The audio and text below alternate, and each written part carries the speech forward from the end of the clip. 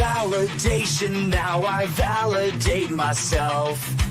Building inner strength, putting doubt up on the shelf. No more unnecessary drama, no more wasted time. Climbing higher constantly, making my own climb. Standing on higher ground, where excellence is found. My potential knows no bounds. Raising the bar, breaking ground. My network is my net worth. Choose your company wise. Surround yourself with eagles, not with sheep in disguise. Every interaction is a reflection of my brand. Quality over quantity, that's my personal command. Standing on higher ground, where excellence is found. My potential knows no bounds. Raising the bar, breaking ground. Whoa. I'm not just living, I'm manifesting my vision. Cutting through limitations with surgical precision. My expectations are my compass, my respect is my shield. To mediocrity and chaos, I will never yield.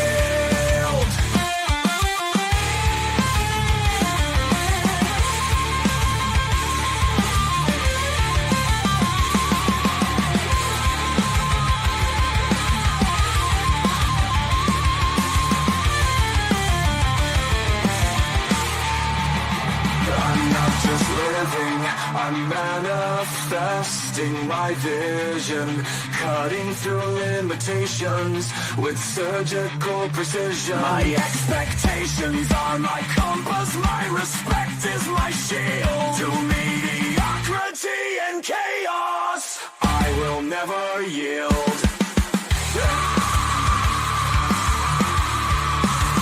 Standing on higher ground, where excellence is found. My potential knows no bounds. Raising the bar, breaking ground.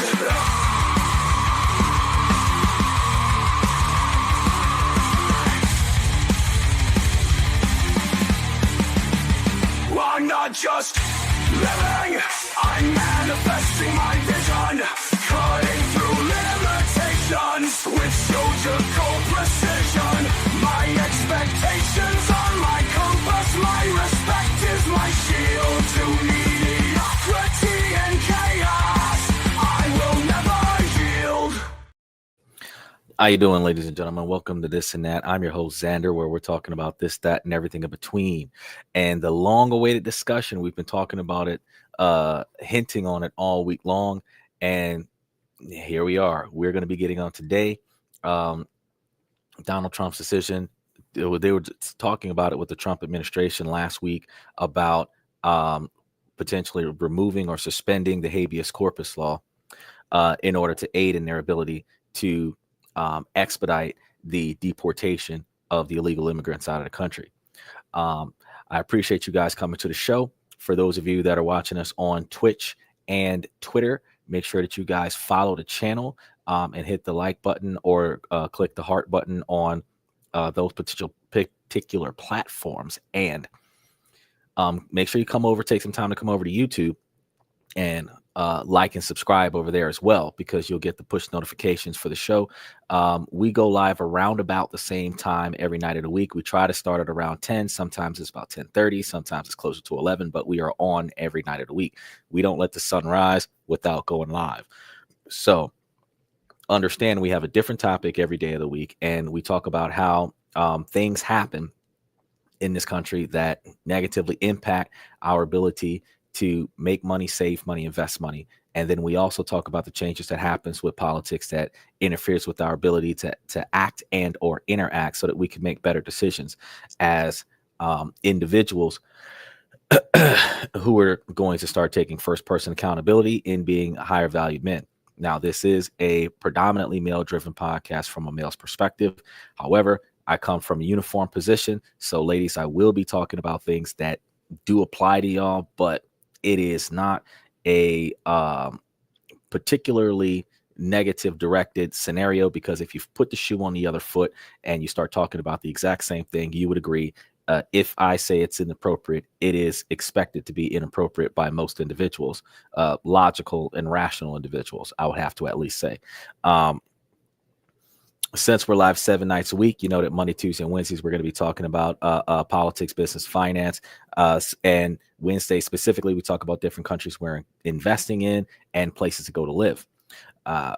We get a lot of stock information and money information, Bitcoin, and everything to that effect we talk about on Tuesdays and days like today. Whatever Donald Trump did to change the world, whether it's positive or negative, that's what we end up talking about on days like today.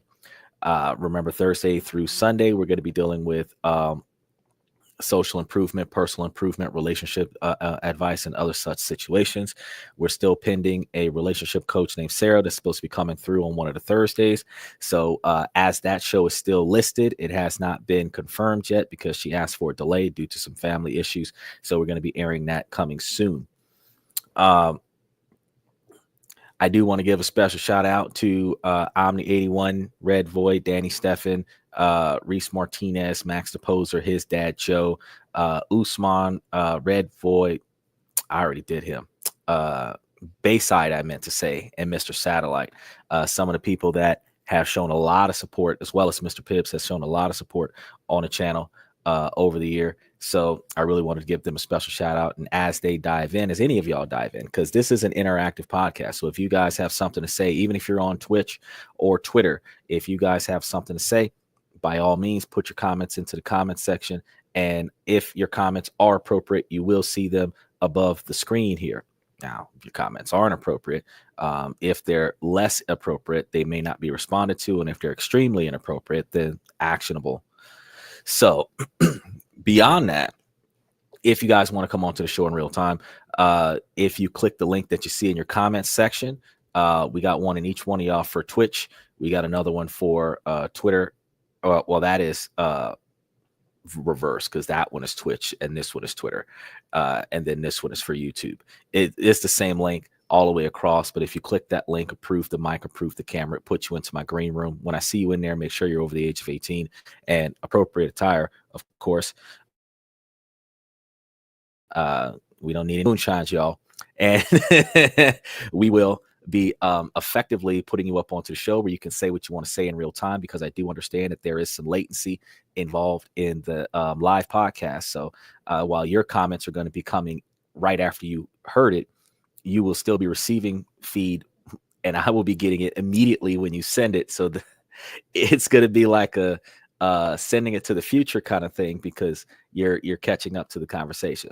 But no worries, I will address your conversation as much as in real time as possible. And any comments that I respond to that are appropriate comments, those comments also will be seen up there on the screen. So let's go ahead and start talking about this radical scenario. And I would love to hear what anybody has to say about this, because I've got a lot of reservations about it. I understand what he's trying to do, and I understand that his decision to want to do something like this does not have a negative fallout intended. But I can say that with the other individuals in this country that don't always have positivity in mind, that there is some negative fallout that could occur. So let's dive right into the topic. Imagine waking up to headlines that the government could now detain anyone without a court hearing or a chance to challenge it. Now, if you think that sounds extreme, well, tonight we're diving into the firestorm around President Trump's latest immigration moves and the explosive debate over the proposal to suspending or eliminating the habeas corpus, a centuries old legal protection that's the backbone for our justice system. Now, on today's live show, we're breaking down what all of this means for undocumented immigrants, for those solver nation individuals that have officially surrendered their citizenship, and anybody else who is not here with a valid or authenticated visa of some sort to be inside of the country, their families, and the very fabric of American civil liberties. So, could something like this really happen? That's the first question that people ask. So as you guys fly onto the show, make sure that y'all like and subscribe, and also utilize those reaction buttons that y'all see off to the side of the screen there. What would it mean for millions living in the shadows, and for the rest of us? Well, look at the legal battles, the human stories, and the ripple effect across communities and the economy. Whether you're worried about the humanitarian fallout, curious about the constitutional drama, or just trying to make sense of the headlines, this is the place to be. So grab yourself a cup of coffee. I know I got me a big one. Get comfortable, and let's unpack the real impacts of these decisions.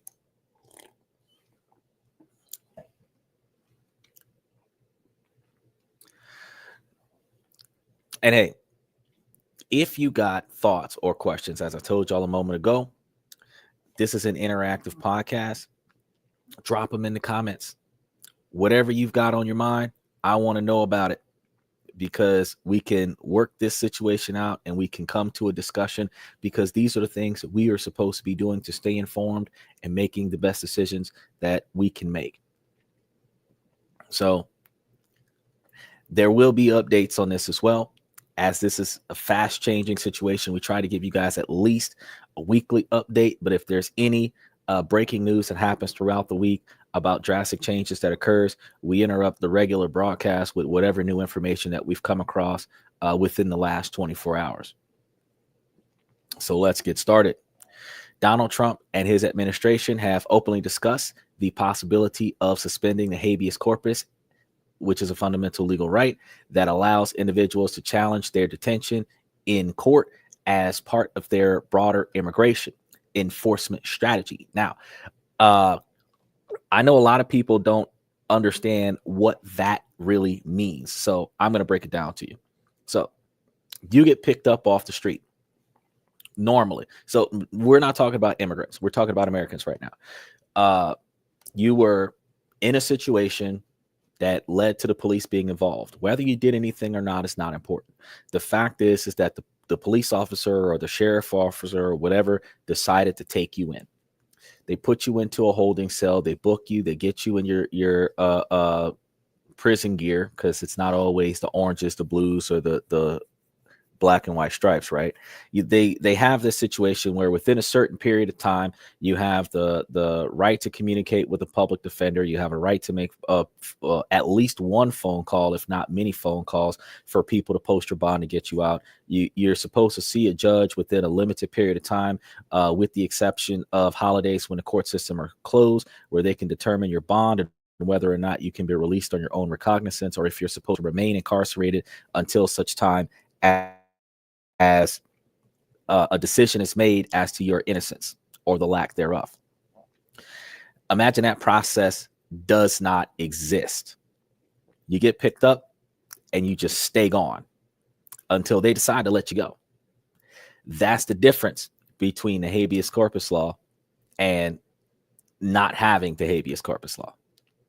Some of y'all might be able to call a friend or a family member and get bonded out inside of 8 hours. You only spend like 15 hours in jail. Some of y'all might go in there and talk to the judge within 3 days and explain your case and get out on your own recognizance because you can't afford to bond and you're going to go to court. And some of y'all deserve to stay in jail. They set you a bond and you pay for the bond and you get out. All of these situations happen due to the habeas corpus law. Imagine getting picked up, especially if you didn't do anything wrong.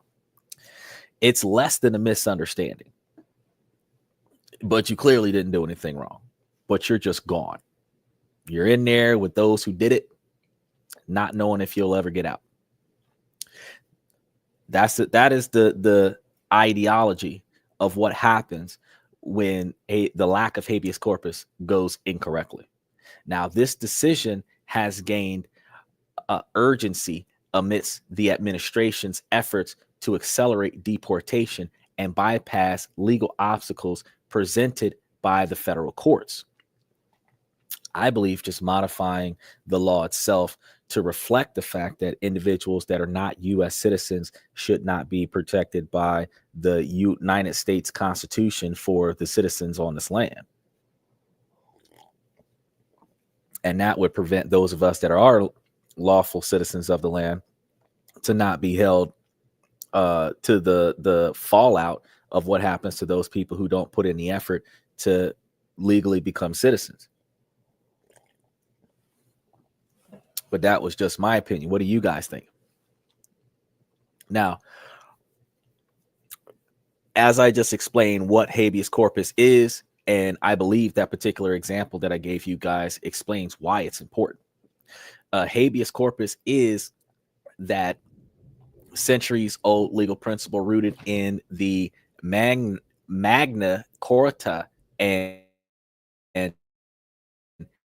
enriched in the U.S. Constitution that prevents the government from detaining people arbitrarily, meaning whenever they feel like it. So this actually prevents that dick police officer that wants to harass you because your tail light was out, or he just didn't like the color of your car, and he just felt like because you didn't do what he said do when he said do it, he snatches you out of the car, even though you haven't done anything wrong. And he's just throwing you in jail because he's having a bad day, because the last guy who did do something wrong made his day bad. Scenarios like this, which doesn't happen all the time, but people fall victim to, because police officers are people too, and people make bad decisions on their jobs. And sometimes when people are having a bad day, they make the worst decisions. And when law enforcement makes the worst decisions, they don't have to be bad cops, but it will negatively impact society. So when those are the individuals that have the authority to accidentally take advantage of this type of law in the wrong way, because they're not thinking about it. Once you're locked up, they're on to the next person. Once they dropped you off at the police station, they're on to the next scenario. They're raw off, get them a cup of coffee, go see a therapist, go back to work. But you have to deal with, how do you get out legally? So this particular scenario, it ensures that anyone held by authorities has the right to appear before a judge and contest the legality of their detention, which ultimately means that if a police officer picked you up and they shouldn't have, you at least have the ability to discuss with the judge if you can be released based off the scenario. And I can tell you, most of us black and brown individuals have had that scenario where we weren't supposed to be picked up, but based on the time of day, the attitude of the police officer, and the circumstances of the engagement, you ended up going to jail, fresh off from work, still in your uniform, not knowing what's going on. And you're in the courtroom talking to the judge, still in that same uniform, not knowing what's going on. And these are your only 2 days off. So if the judge lets you out, you can go to work without losing your job. And that discussion has you released on your own recognizance, because the judge recognizes that while due process still must occur, you don't deserve to be in jail for this. That is what habeas corpus is going to protect you guys from, those unnecessary scenarios. This safeguard is not just for the citizen, it extends to the immigrants, the non-citizens detained within the United States. And why is Trump administration considering suspension of this particular situation? Well, I think it's grounded, and I'm going to go further into this, but I think that it's originally grounded on the fact that our country was built on a melting pot of immigrants. And when we started this country long time ago, everybody came here from somewhere else as typically rejects. Those individuals that were running from debt, those that when you think about, we didn't just have slavery where the minorities were snatched up from their homes and forced over on boats. You still had individuals who came to America to avoid debt in their own countries, where some countries it was a crime to have debt, and unpaid debt could lead to incarceration and sometimes death. And sometimes individuals owed money to people who did not play that, like modern day loan sharks that could get aggressive with the situation. That could end up leading to the lack of safety and potentially the loss of life. And these situations cause people to flee from their debt. They would come to America. So criminals that were exiled from their countries would come to America. So the Constitution was designed for whoever set foot on American soil. We all fell under the same Constitution because we didn't come here to be Americans. But once we got here, we made America what it is. Not too many people understand that. As a result, after we became developed, we became biased. We started setting up laws and rules that made it a requirement for you to come in so that we keep track of everybody that comes in so that we know who all is here. And that led to all of the immigration laws that we have today. Now, the administration led by key advisor Stephen Miller argues that the Constitution allows for the suspension of habeas corpus during times of rebellion or invasion, and the claims that the current influx of migrants at the border constitutes such an invasion. And let's talk about the quantity that's coming in. Last time I checked this, it was around about 200,000 a month that's coming in through the Texas area. Okay. That's a lot of people. 200,000 a month. Okay. I've somewhere between 13 and 30 million that they've calculated. That's a lot out of 265 or 365 million, 368 million right now is the identified quantity. So that's the ones that they know that are here, not the ones that they don't know that are here. Now, Miller has stated that suspending habeas corpus is an option we're actively looking at. That's his words, especially if the courts continue to block or slow down deportations. The administration's frustration with adverse court rulings has fueled this rhetoric, as judges have repeatedly ordered to release of the detained immigrants on habeas corpus grounds and blocked mass deportation. Now, I told you guys a few weeks ago, first thing was voluntary get out. I give you a little bit of cash, give you a plane ticket, get off my land, right? Mandatory IDs. If you're not a U.S. citizen, you don't have a U.S. ID. I told you guys, usually it takes about 90 days, not much longer than that, 180 days at the most, before a law is mandatorily enforced when they're trying to drive change. The next step, I told you guys, was going to be snatch and grab. Anybody who doesn't reflect a visible ID with a star in the corner of that ID is going to get yanked up and they're going to come up missing. The first steps of this is they're talking about this habeas corpus situation. Now, the reason why I talk about this is for those Americans who rebellious, which strikes the habeas corpus scenario. They don't want to have a U.S. driver's license. They want to claim themselves sovereign land dwellers, and I don't have no beef with y'all. But your bootleg ID don't fly no more, because if it don't have a star in the corner, they snatch you up off the street. That's what they said. First of all, they're putting out to the fact that you can't fly without one. So the ones who are flying without one have a unique ticket out of the country, one-way trip out of the country with no means for return. Eventually, this year, probably, you will start seeing them making that a part of the DUI traffic stops. Believe it or not, it's going to be another bullshit-ass excuse that is going to be thrown into those DUI traffic stops. they're checking the star on a driver's license. So remember, those border patrol stops that harassed you about your ID when they weren't even on the border, because they're actively looking for immigrants, they have the legal right to look at your ID and identify the star. You still don't have to give it to them, but you are going to have to pull it out of your pocket and mash it against the glass so that they can clearly see the star in, I do believe, the top right corner.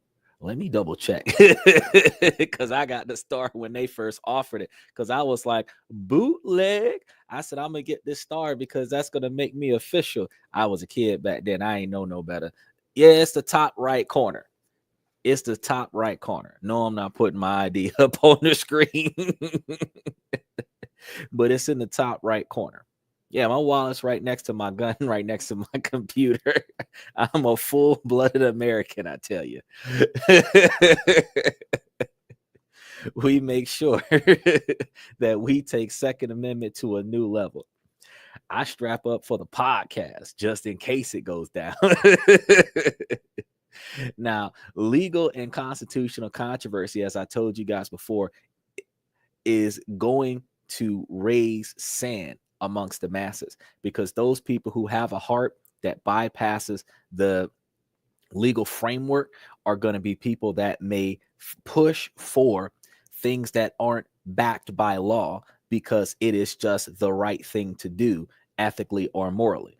You have to imagine all individuals who have given birth to children in America right now and have some way, shape, or form received that birth certificate before the law was passed, denying children American citizenship if their birth parents do not have American citizenship. Those parents can still be snatched up and deported. The children are not required to be deported with the parents because the children are American citizens. They have American identification. The parents don't have it. And you can't be here on vacation and drop a kid and call it an American citizen. That's a tourist baby, is what they're calling them now.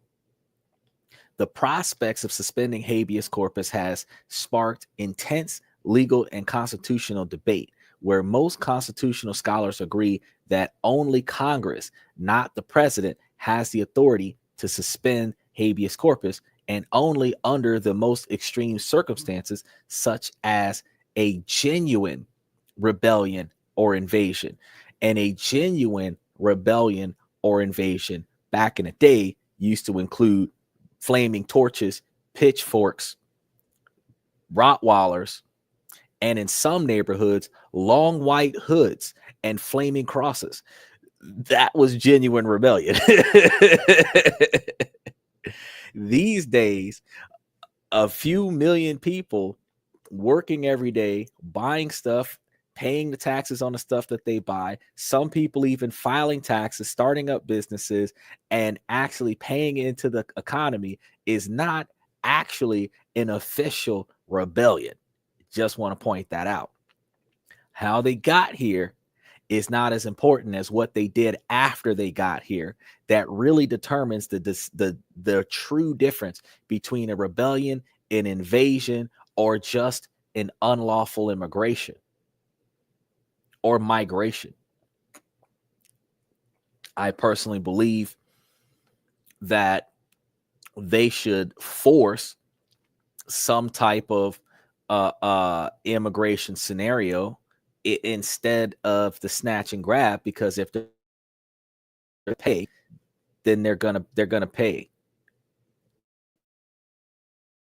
This is the backbone of our agriculture and some of our industrial industries, where we're going to lose like 30 to 40% of our manual labor workers, our low income workers, because most of them are undocumented. Historically, suspensions have occurred only a handful of times, such as during the Civil War and World War II. So when the North and the South were fighting, again, pitchforks, flaming torches, that was when they dropped habeas corpus, often with explicit congressional approval, though, not just the president saying, do this. It was more along the lines of a few hundred people agreed this is something we should probably do considering the circumstances. Legal experts warn that if the executive branch were to act unilaterally, it would likely trigger immediate legal challenges and a constitutional crisis. Potential consequences: if the habeas corpus were suspended, it would have sweeping and immediate effects. Because the moment that habeas corpus is suspended, if you're already incarcerated for something that you probably should not be incarcerated for, like, for example, a traffic ticket, right? Shouldn't be in there for that. But if it's an arrestable offense and they took you to jail, or if they're going to turn it into an arrestable offense because they're going to say disorderly conduct and obstruction because you didn't put your ID in their hand, but you showed it to them and gave them all the information off of it, you be sitting in there for no reason. And the moment that they snatch up your habeas corpus, the potential for you going before a judge stops.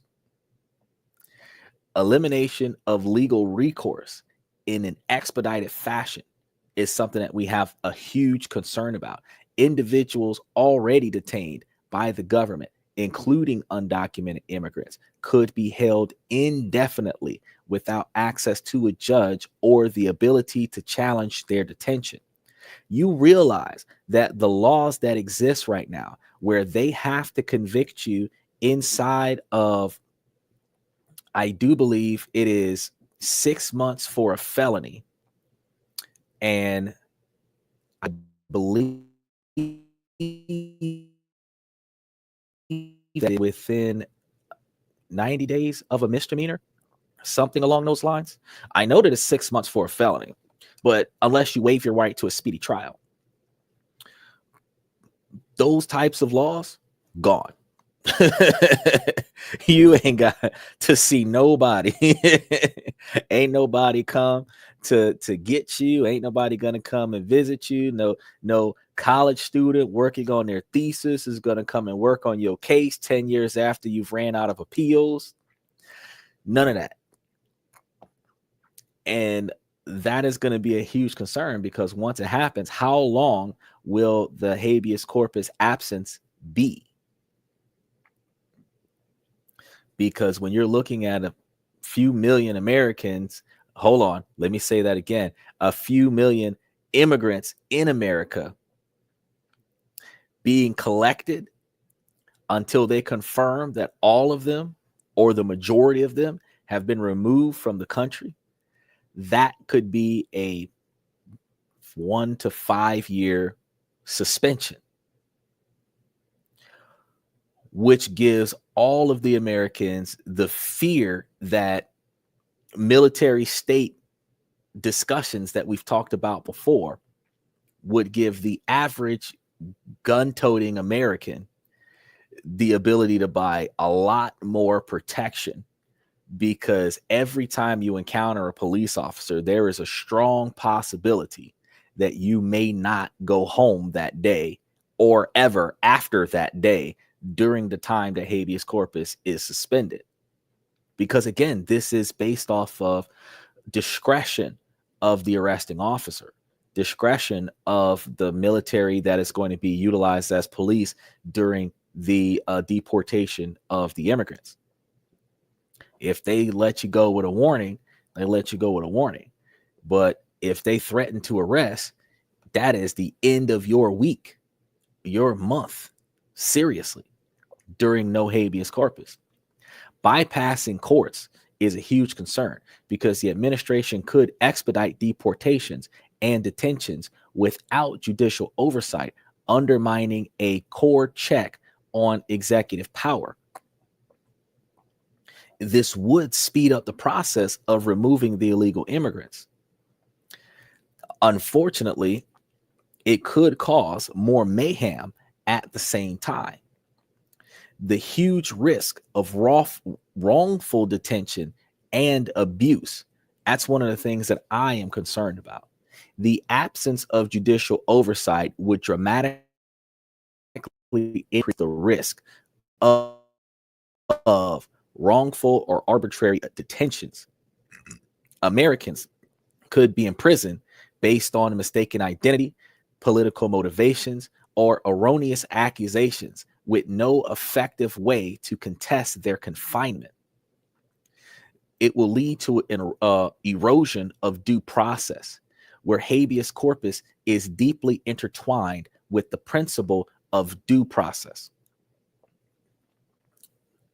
Suspending it would undermine the right to a fair process before being deprived of liberty, threatening the fundamental legal protection guaranteed by the Constitution. The civil liberties at risk.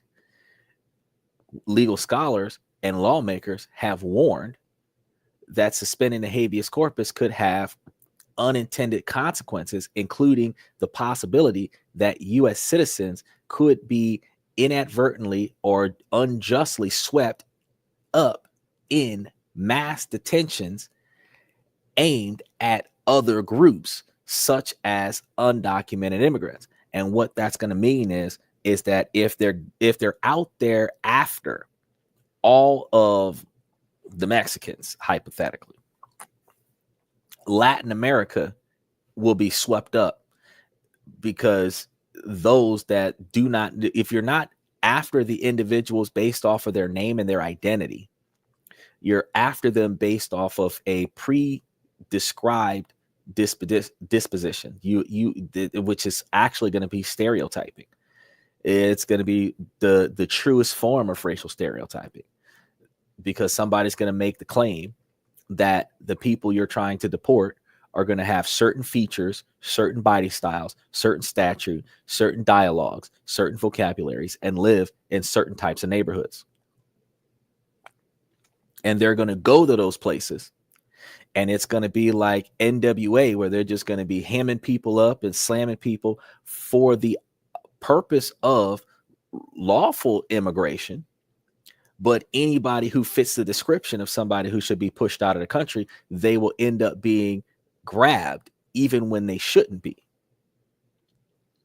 And that is a huge concern. Think about it now. If they were trying to push out America, that let's say, for example, like African Americans, real quick, because I know a lot of y'all talk about go back to Africa. Well, what if that was the thing with this habeas corpus scenario? Everybody with a good tan, me even, all get snatched up, because unless you got that gold star on your ID, they looking for characteristics, and they're gonna snatch you up based on those characteristics. So if you are defiant and refuse to show them what they need to see for them to let you go, you will end up in a position where you are now on a bus or a plane being thrown out. And unless they can find your ID in your stuff and decide to let you go, because keep in mind, they don't have a legal requirement to let you go if there isn't a habeas corpus laws in play.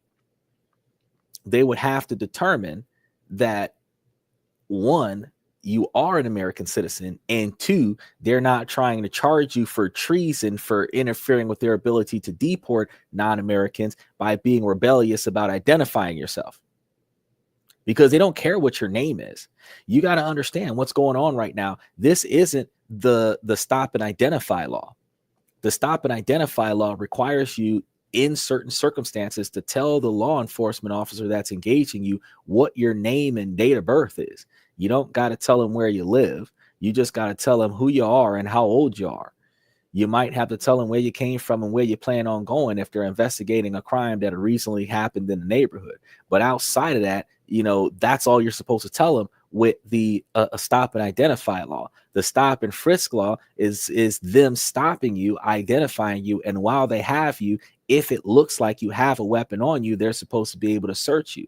With the Second Amendment constitutional carry law, it kind of overrules the stop and frisk law, because most Americans don't have a registered firearm because they're legally allowed now to possess that firearm as long as they don't have a felony and they're not in the commission of a crime. So now, more often than not, a law enforcement officer will see you packing and not even talk about the firearm, because as long as you're not reaching for it, that's not what they're here for.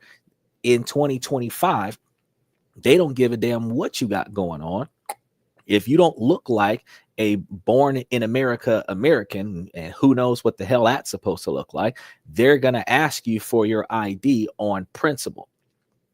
And as of May 7th, about 12 days ago, you better have that star on your ID, and you better shove it in their face where they can see the star. Like, it don't matter what the fuck they came to talk to you about. The first thing you need to do is say, there go the star on my ID right there. There go the star right there. And then from that point on, let's talk about whatever else you want to talk about. I don't even care why you pulled me over. Here go my ID right here. There go the star right there. Let's get that out of the way. I'm an American. Let's get that out of the way. Now, what do you want? You know, I can be somewhat of an asshole now because you're not coming to get me for that. What do you want? See what I'm saying? There's going to be some political and social fallout, because the right of habeas corpus has been described as the great right of liberty and the last refuge of the innocent, essentially for protecting everyone, not just non-citizens, against wrongful imprisonment. Its suspension would represent a radical departure from American legal tradition and a serious threat to democratic norms.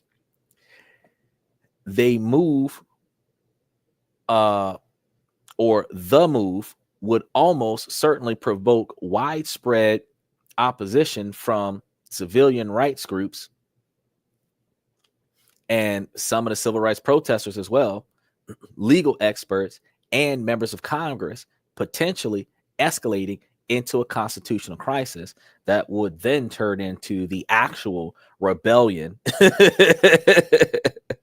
that would justify removing the have you ever experienced a scenario that's like a self-fulfilling prophecy, where people do stuff to cause things to happen, to justify the fact that they did what they did? Being an asshole to somebody specifically because they're gonna be an asshole to you. So you start doing stuff that pisses them off, and then when they start reacting to you negatively, then you can justify your original actions based on their retaliatory actions. You got to understand, a society of reactionary individuals proactively acting negatively as a reaction to the negativity that they're going to experience before they experience it, snowballs into a large quantity of conflict. Make sure y'all like and subscribe as y'all come in. The Trump administration's public considerations of suspending habeas corpus to further its immigration agenda represents a dramatic and controversial escalation, raising profound questions about the balance of power, the rule of law, and the protection of individual rights in the United States.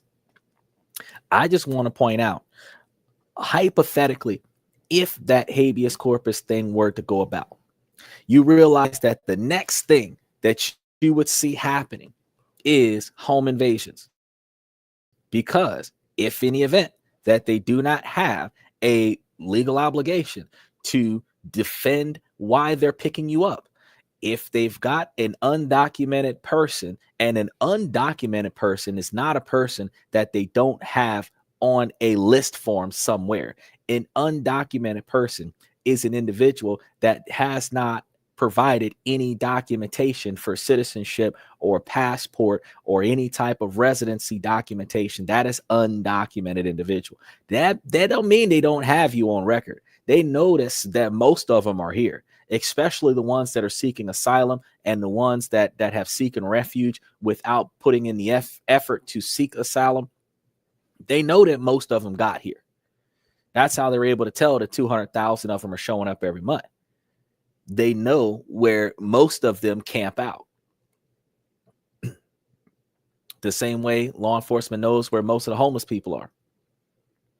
And they know how, when they have those homeless initiatives to force homeless people out of the city, especially when they're having a big event, they know how to go to where the homeless people dwell and give them hell and force them out.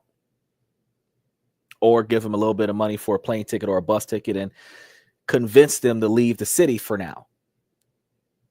And that forces homeless people to migrate. This is going to force immigrants to migrate throughout the country. No individual that doesn't want to be in Mexico is going to consider migrating out of America into a different country. It ain't going to Canada with that bullshit.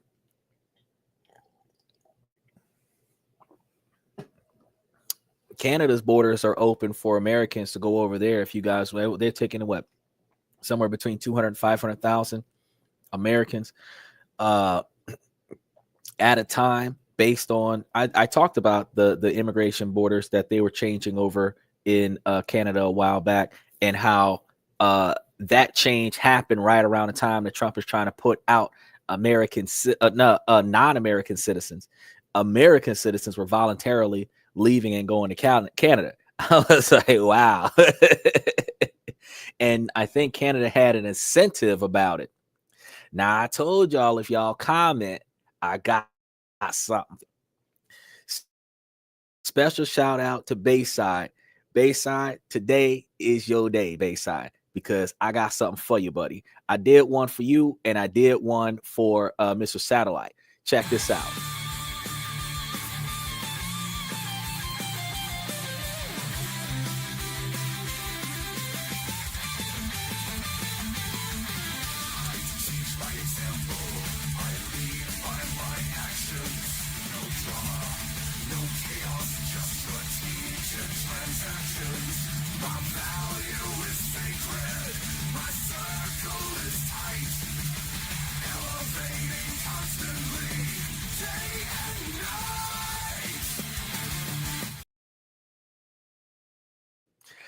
There you go, Bayside. I told y'all. You said, Mr. Satellite said, hey, give me a reel. I said, all right, I get you a highlight reel. We starting to do this WWE style. Some of y'all gonna be getting intro music.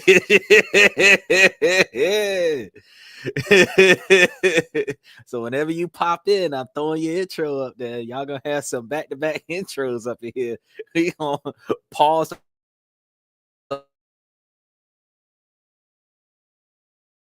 the whole kind of like special coming into the house. I'm proud to be an American too. I talk a lot about the negative sides of the country, not because I hate my country. I love my country. And one of the things I want everybody to understand is that the only way that you can make the best out of what you've got going on is if you know the pluses and the minuses.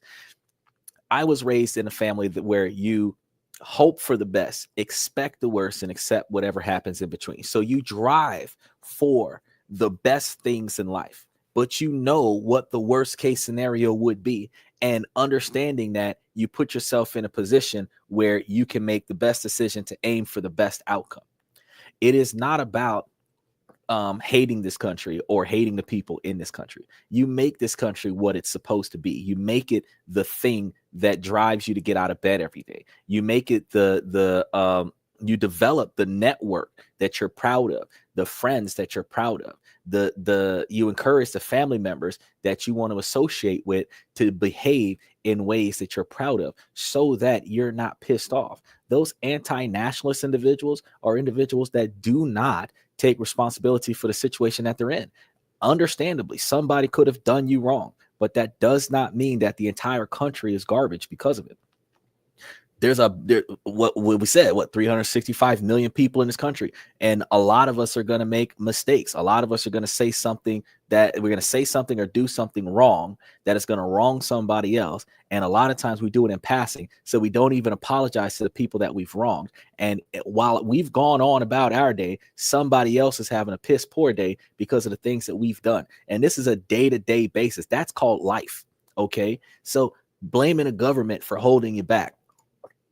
Undocumented immigrants can say that the country is horrible for the way it's treating undocumented immigrants. But I could also argue the fact that if you've been here for 10 years or 20 years, if you've been here for 5 years, it only takes 3 days to start the paperwork for your lawful immigration process, where America has a policy that anybody that is currently applying for citizenship can remain in America until the citizenship has been approved. As long as it hasn't been denied, if you just weren't approved and it is pending, you can still hang out in America. So if you did not fill out the application, that's like saying everybody with a car can drive as long as they made an appointment to go take the driving test. You don't need the driver's license. You just need proof that you set up an appointment for the test, and you can drive without a license. If they said that in this country, I would be making an appointment on a regular basis that never gets met just so that I can drive without a license. So if you are an illegal immigrant and you're able to be here, while you haven't yet gotten your citizenship, but you're applying to get your citizenship, and those people choose not to do that, you can't complain about them kicking your back door in and snatching you up and leaving your baby in the back room somewhere and throwing you out the country and leaving your American child still sitting here. You can't blame them for that, because you had the opportunity to get it done right.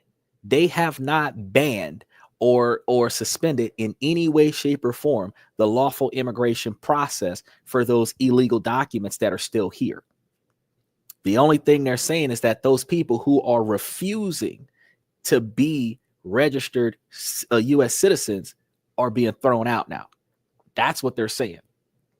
Basically, I said Xander is right. It's almost like two Americans, Black Americans, kind of got a bad deal, but we're still proud Americans because we have given so much, also fought so much, and no sympathy for illegals who don't go the right way and cause problems.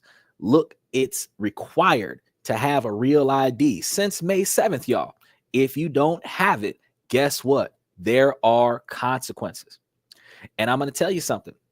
Y'all are going to see, and those of you on Twitch and Twitter, y'all can comment as well, and you will see your comments up here throughout the show. But you will see, you're going to start off by having a bad day at the airport. Then you're going to continue with having a bad day in traffic.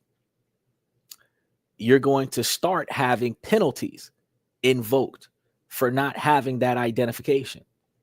When you go to renew your driver's license, you're going to have to go and get all of the documents and records, because they're looking for birth certificates, social security cards, the originals now. So if you're not living in your home state, if you move to another state, you're going to have to apply for your birth certificate from your home state, which might take 3 months. You're going to have to apply to the local social security office to get a social security card, which should take you 2 weeks. Then you've got to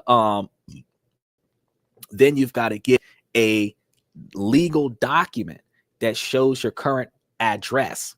So those of you who are bouncing around from place to place, you have to have an address with your name on it, a lease, a utility bill, a bank statement, a phone bill, something that shows that you live at the address that you claim.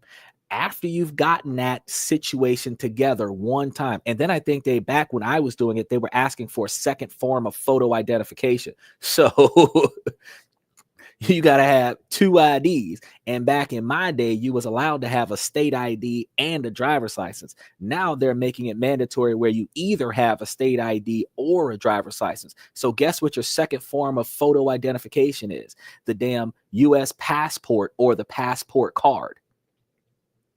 and you don't want to lose your passport book. So it's important for you to get the passport book and the passport card.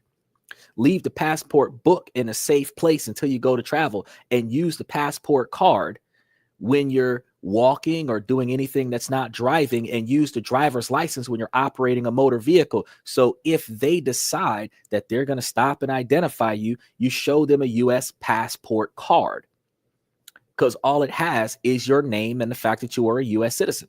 It doesn't have your address. It doesn't have your phone number on it. It might have your date of birth. Hold on, let me check my passport card, make sure, because I got one of those too. Wait, that's the driver's side. I keep both of them in the same wallet. So it has nationality USA, got the passport card number, got your surname, your given name, date of birth, gender, and Donald Trump said it's your original gender, not the gender that you paid to get. So if you look like a female but you used to be a dude, it's going to say male. And then it's going to be your original place of birth, not where you live right now, the date it was issued, and the date it expires. That's going to be your passport card. That is all the information that they need to identify you with the stop and identification law. Are you an American citizen? Star on your ID. What's your first and last name? What's your date of birth? That's it. Where you coming from and where you going. Bayside says Poland has no immigrant, or Poland has no immigrant policy right now. Look now, with the population control problems that we're having in a lot of countries, there's going to be a lot of countries that's going to be having a no immigrant policy. There's going to be a lot of countries that's going to have, if you didn't do the paperwork to get here correctly, get out policies. But there are countries that are not going to do it the nice way like the U.S. is doing it. They're not going to come and grab you and be like, oh, let's talk. Come this way. They're going to be like, whack, whack, whack. Billy clubs, nightsticks. They're going to throw you in a room full of dried up, rotten vomit and feces all over the place. And they're just going to leave you there because you don't belong here. Some countries have laws that are only attributed to the citizens of that country. And if you are not registered as a citizen of that country, those laws don't apply to you. So if you ain't did the paperwork to get over there, your ass ain't supposed to be over there. How the fuck you get there? Think about that.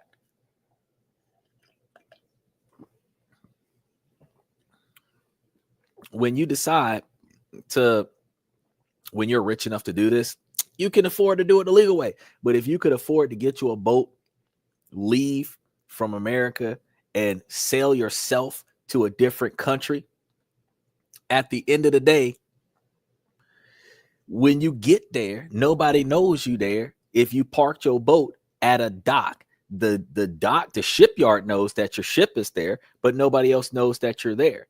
Once you touch down, you're supposed to take your ass to the local embassy and let them know, hey, I'm here. But if you don't, and some shit go down, they're going to wonder, how did you get here? That's when your boat get repoed and you walking back to the U.S.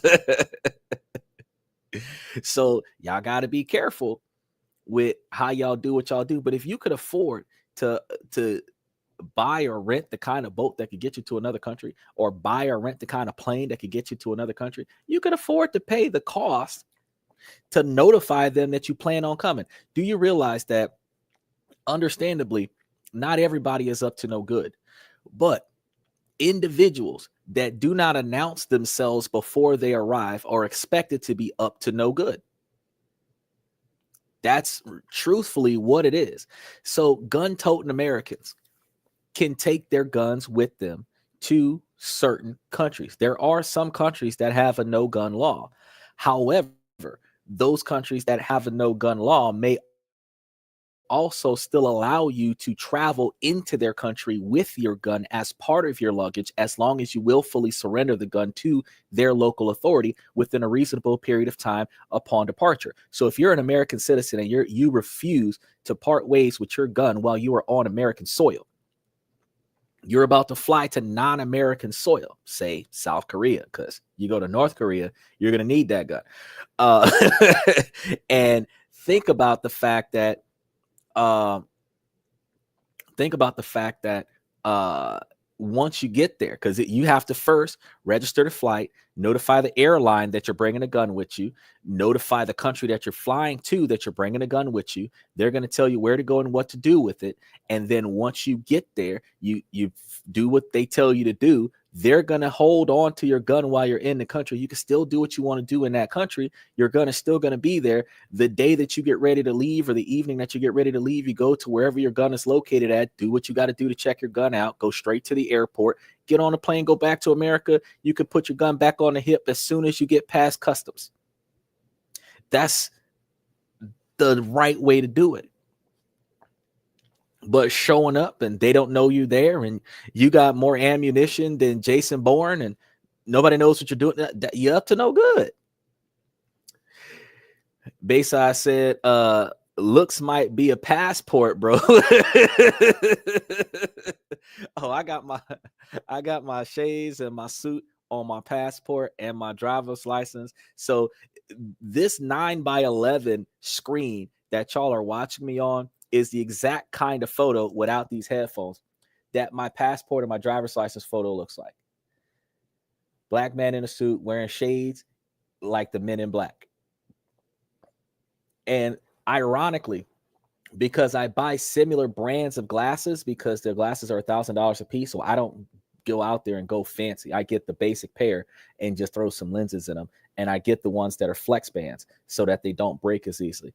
And the fact is that it ironically ends up being the same pair of glasses in the photo that are on my face the day I'm identified with the identification card. So people are looking like, how did you put those in that photo?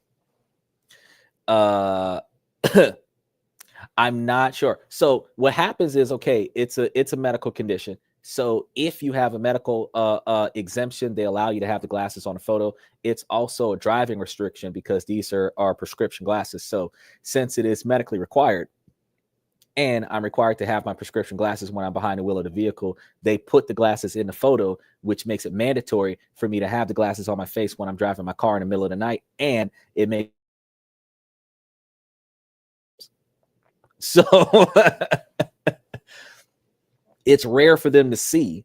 Not many Americans put that much effort into protecting their vision. But the fact is that because it is authorized by a medical provider, when they look at the photo and they look at the glasses, most people, they would say, take those glasses off, sir. But when they look at my photo and they look at those glasses, and Homeland Security said, yep, he's supposed to have those on, they're going to look at that and look at me and say, carry on, sir. And it's different, because you got to take your hat off, take your glasses off, and present yourself the way your photo is presented so that they can confirm that you are who you say you are. So if I didn't have these glasses on, I'd probably have more trouble getting through customs than what I would if I kept the glasses on, if that makes any sense. Bayside said, with all these passports in his wallet, bro, I keep everything, bro. I keep everything. I have, I used to back in the day, yes, corrective lenses. That's right. I used to back in the day have a dummy wallet. And I'm going back to that, especially when I'm traveling. I have a dummy wallet. So one wallet has my driver's license in it. One wallet has my passport in it. The wallet that has my passport in it might have like debit and credit cards in it that I might use while I'm doing what I'm doing. And the wallet with my driver's license in it might have some cash or something like that. Or vice versa. And what happens is the wallet with the least important quantity of stuff in it is the one that I will pull out the most when I'm making purchases and doing things. So if somebody snatches my wallet, they're going to have a bunch of expired credit cards, nothing there that they can readily use besides my name and either my driver's license or my passport card. Now, the other one will have all of my valid credit cards. That's the one that I'm not using very often. And then, you know, if one of them had cash, so they might get cash, but I don't carry that much cash on me. And the fact is that the dummy wallet allowed for me to voluntarily hand them a wallet and let them run off and still maintain my safety and the most important stuff that I need to get around. because I don't need the passport card to get around. I need the driver's license to get around because I drive. I can't, oh, well, I'm driving without a driver's license because I got robbed. They're going to try to give me a ticket for that. But if they stole my passport card, I could just buy another one. See what I'm saying? I can just fill out the police report, show them my driver's license, fill out the police report, and then buy another passport card. You can fill out the police report and get you another driver's license, the same thing. But I mean, if you're pulled over with no driver's license, you have more to explain to the police officer that you just got robbed and they stole your driver's license, as opposed to just showing him your driver's license and then going to the police station and getting the passport replaced at leisure, because you still have the book, because you don't take the book everywhere you go in America. You only take the passport card everywhere you go in America as a second form of identification. And then for those of you that get DUIs and traffic tickets and stuff to that effect, and a police officer willfully takes your driver's license, you still have in the moment a valid identification card. And that's actually something that's very important for people to think about right now in this area of the country, because if your license is suspended or revoked right now after May 7th, and they seize your valid real ID card, you can't get your driver's license back. You have two choices: surrender your right to drive and get a state ID, or until they unsuspend your driver's license, utilize your passport card. I didn't talk about this on the show last time when I talked about how important it was to have a second passport. The fact is that because those people who get DUIs, those people who have their license suspended for too many traffic tickets or unpaid parking tickets or unpaid SunPass tolls or something like that, and the police officer takes their license, because the first time that you get pulled over and your license is suspended, they give you a warning, but they take your driver's license from you. They seize it. So the next time that you're picked up or stopped by it, if you haven't rectified the situation, now they're getting you with knowledge because you're driving without a valid driver's license, right?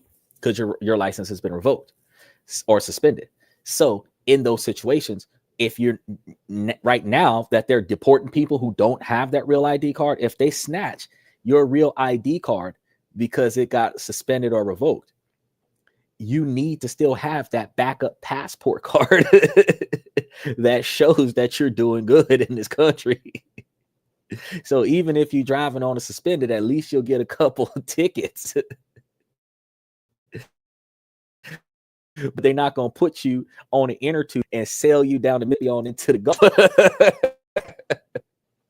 Y'all got to think about this. There are catastrophic consequences for the things that's happening right now. This is a snowball stand of problems on everyday situations that Americans normally go through, that Americans don't always think about, because it's going to be fine. The worst that can happen is I pay a fine. The worst that can happen is I go on probation. This year, the worst that can happen is they kick your monkey ass up out this country and you can't come back for 10 years. How would you feel? I'm off to work, honey. And the next thing you know, you wake up in a ditch in the back alley of Mexico and they won't let you cross the border. Talking about some, I have my rights. Y'all got to understand, this is what American citizens can go through if they get rid of habeas corpus. One of the biggest concerns is what will happen to those who are already here without legal status. What will happen to those people who thought that they were doing it right by surrendering their citizenship, declaring themselves sovereign people, getting put on the FBI watch list as terrorist threats? And then when they stop being harassed by the police because now they're being stalked by the FBI, they thought life is good now because I'm truly free. I done got out of the system. Everything's good. What's going to happen to them now? Because if you're not a registered U.S. citizen because you surrendered your citizenship voluntarily, and you are on the federal terrorist watch list because you're part of the sovereign nation, radicals that don't want to conform to U.S. laws, y'all will be the first ones they chuck out. So some people are asking, will they face deportation or will they be allowed to stay under certain conditions? I tell you what, come August, y'all gonna see some people not gonna know what it feel like to be a minority until they recognize that they don't have a US ID with the gold star on it. They're gonna kick in your house like you got a warrant out for your arrest. Bounty hunters are about to go viral. These boys gonna be out there snatching, grabbing. You see them reckless loons that be out there in that Res Vani, running on people's properties with assault rifles, snatching up people, talking about something. He's got a warrant. Don't even bring the warrant. Talking about something. He jumped bail. Don't matter. You're supposed to come with a written document that says that you got to come look for him, and you don't come with the written document, but you're going to threaten to shoot me and anybody that's staying on the property because you want to come and look for him here because he registered this place when he bonded out. I don't care who registered at this place before they bonded out. It is your responsibility to bring that PDF. Since we're digital technology these days, which means that you should have been able to I'm gonna get to that. They're gonna be pissed off. They should have been able to at least pull up the PDF of the situation, since now everything is digital, because you just got to show a physical copy. So if you've got a digital copy of the man's detainment and the right to go and get him on a PDF file, not only can you get it, you can email it to the person that you're serving the house on and show the police or the judge that you notified them in the moment because you sent them an email or a text message. You got the live video recording and all this other stuff that you got going on. Then you ransacked the man's house and went and got the guy that was in that man's house. But they go there with no warrant and they just seize the guy, if the guy is even there, terrorizing all the people there, because they're not leaving without the person that they think is there. And then all in a day's work. Now, those bounty hunter videos, that is going to be what the immigrants are going to be experiencing on a regular basis. So you see them construction sites, them multi-million-dollar construction sites, 40% immigrant workers, non-American immigrant workers. Oh yeah, they clearing out. More than half your staff is about to be gone, bro. Your hourly wage workers that work for pennies on a dollar, a few burritos and a couple tacos, they're gone, bro. You used to think that, oh, well, if I get them a couple Heinekens and a few Modelos, that they'll put in some extra work for me till after sunset. Shoot, they gone, bro. And do you realize that the agricultural and construction industries, these industrial industries, are going to cause massive inflation to the cost of stuff. So I'm telling you guys, the cost of food is about to go up. The cost to build stuff is about to go up. Hourly wages is about to go down, because people used to do so much for so little.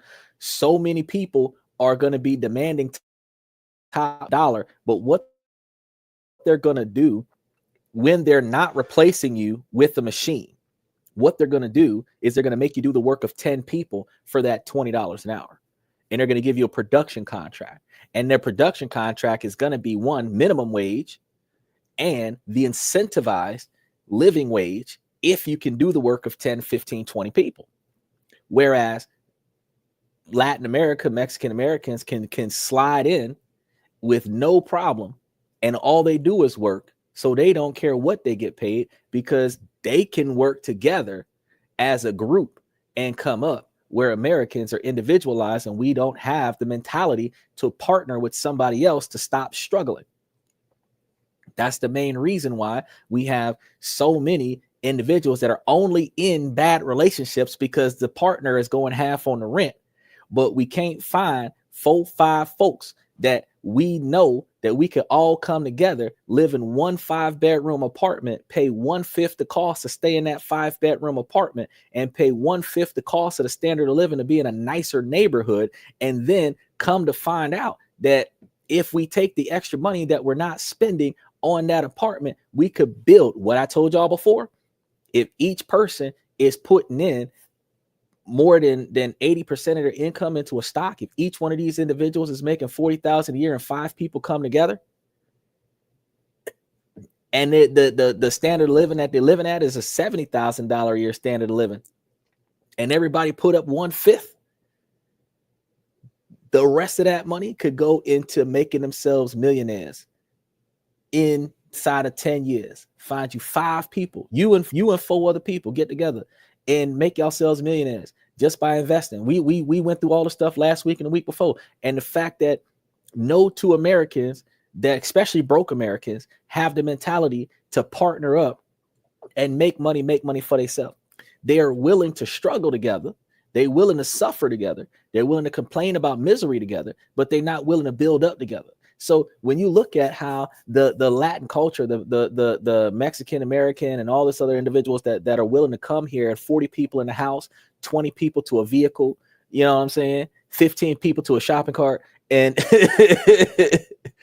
they pooling their money together. And Americans is mad about that. I agree with Bayside. They should have did it the right way to get over here. But at the same time, they showing us how we should be acting. When they leave, selfishness takes over the country.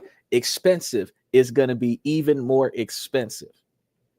And I've already told you guys, for every 1,000 immigrants that get pushed out of the country, we're going to be losing 44,000 American jobs. So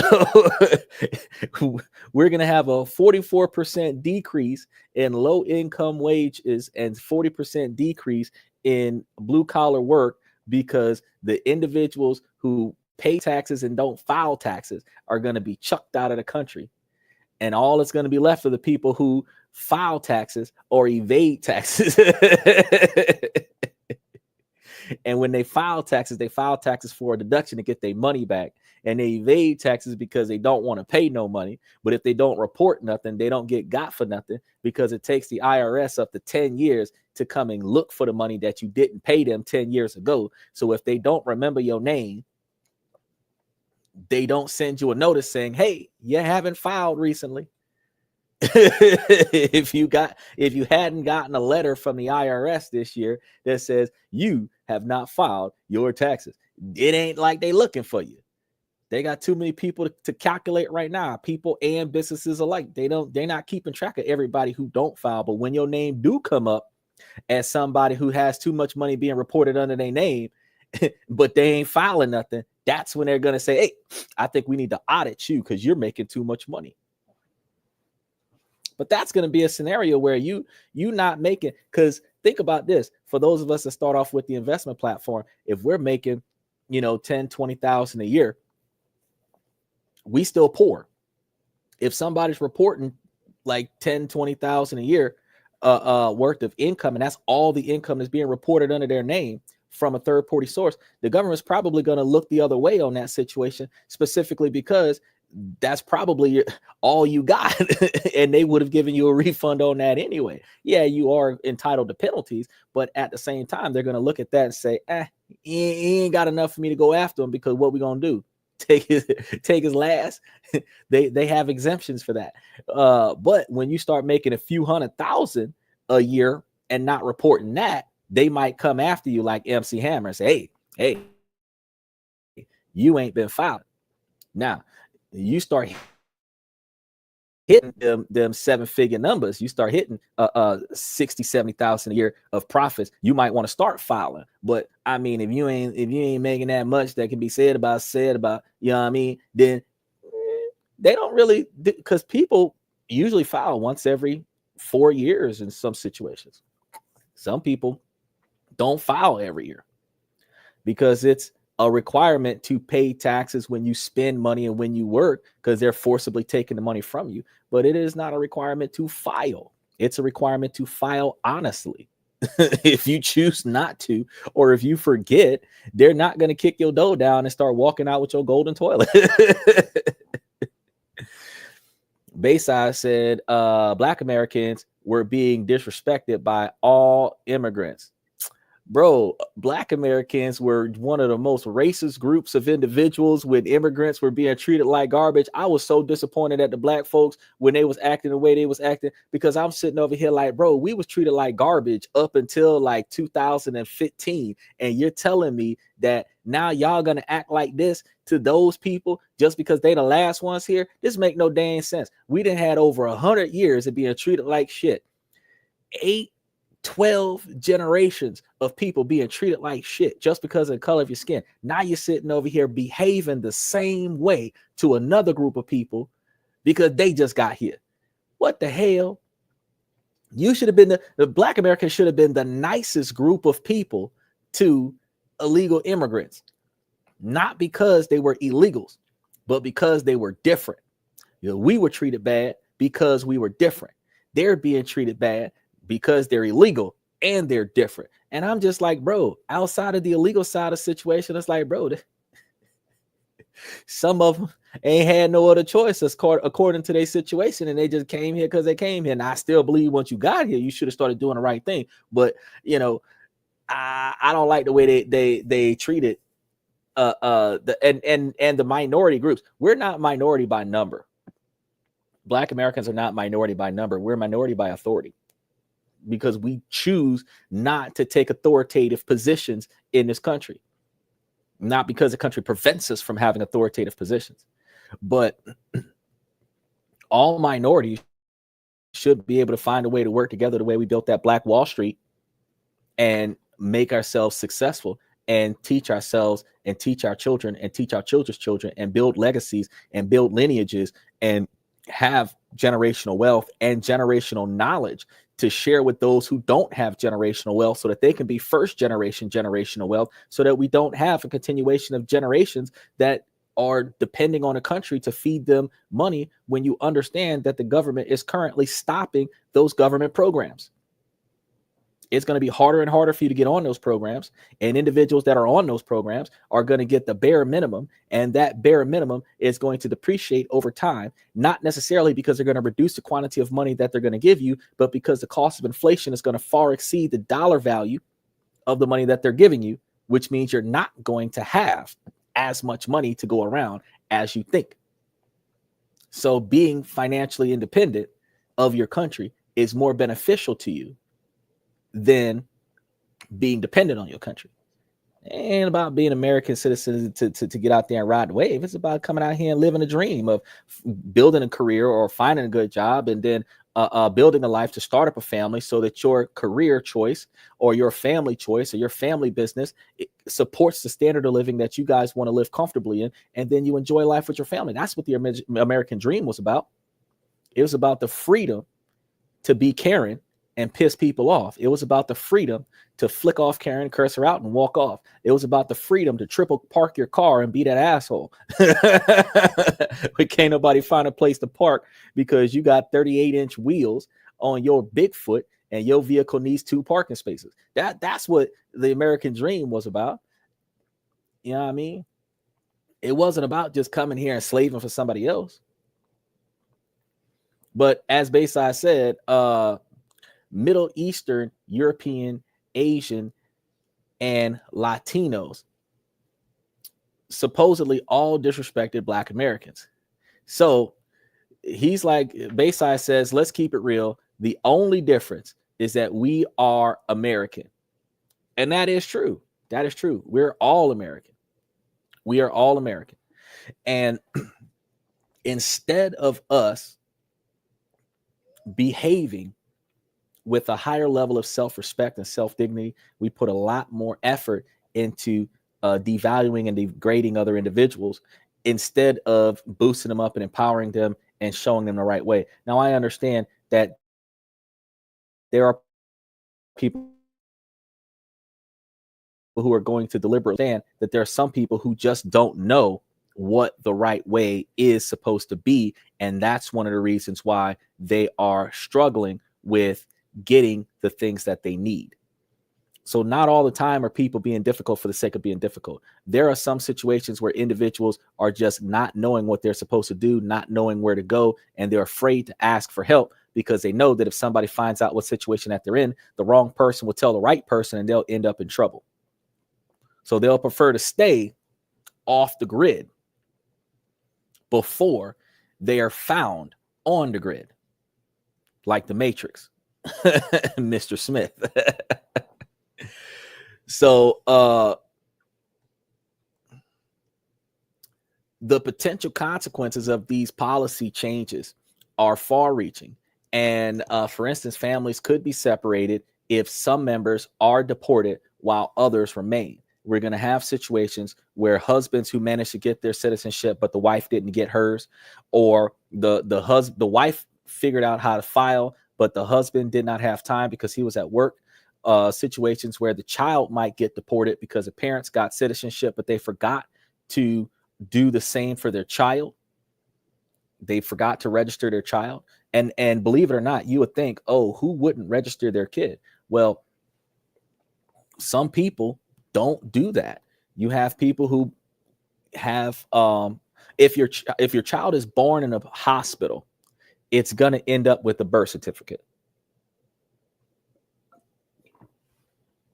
If your child is born at home, it doesn't end up with a birth certificate until you bring it to the hospital or you tell somebody that a child was born. If, like picking up a stray animal off the side of the street, you never bring it to a medical facility to register it, it's in your possession, but nobody knows that it's in your possession. So you might have a child where you had an at-home birth. You have taken good care of the child. The child has never needed a doctor. If the child did need a doctor, the child's doctor was like a family friend that is a doctor or somebody like that, somebody who came and did house calls, a concierge doctor who didn't care if the child had a citizenship or not, didn't document the child, just told you what you needed to do, wrote whatever prescriptions that you needed to take the child where the child needed to go to get the child's medication. And you've never officially registered the child. Well, you and your husband could have citizenship. Your child is not documented. And then your child gets snatched up out of the country. That can happen. That can happen. It's an accident of not thinking about it because you think, well, we're citizens. So if my child is born here, my child is an American citizen. It's only an American citizen if you can prove that the child was born here during the time that you were considered a citizen. And that would be a first generation American in that family. You can't prove that, then they can deport it. Take this, for example. Here's another thing. Technically, because I had somebody ask me this before, and it's a very interesting question. I like this question, and it's very good for today's topic. If me and my wife fly to another country and she gives birth in that country, is that child a native of that country or my country? What do you guys think about that? I assume that, and this is why Donald Trump said that the tourist babies are not going to be considered American citizens. If you come to the country in passing while you're pregnant and the child is born here, you're not an American. Exactly. No naturalized births on this new agenda, but no naturalized birth, meaning that the child has no nationality at the time of birth. And the thing is that what you would have to do is you would have to bring the child back to your country of origin, and you would have to register the child with your country of origin in order to get the child a nationalization. You would not be able to say, well, if I took my pregnant wife from America and we went to China or Japan or something like that, and she gave birth while we were out on vacation, or if we went there and she was like 2 months pregnant and we decided because we were on a business visa or something like that, and we flew out there and we stayed out there for almost a year and she gave birth while we were out there under this hypothetical story, would that child be a native of the country? No. it's possible if you registered yourselves and filled out the paperwork, which is the same as filling out the immigration paperwork here in America. But if you just flew there, on business, you're there for a while, and then a baby pops out, that baby belongs to wherever the hell you came from, or it has no country of origin. So that's the problem. If I've got citizenship and my partner's got citizenship and the baby is born and we don't register it before these people kick in my door, they're going to take the child because the child's not an American. At the time of seizure, the child is not an American. Now, can I fix that? Probably, but it's going to be tough because since the child is not a registered American, you got to find out where the child is going. They're not necessarily going to take an American with the child just because they're the child's parents. That's a huge concern. If they're separating parents from children, how do the parents find the children after the fact?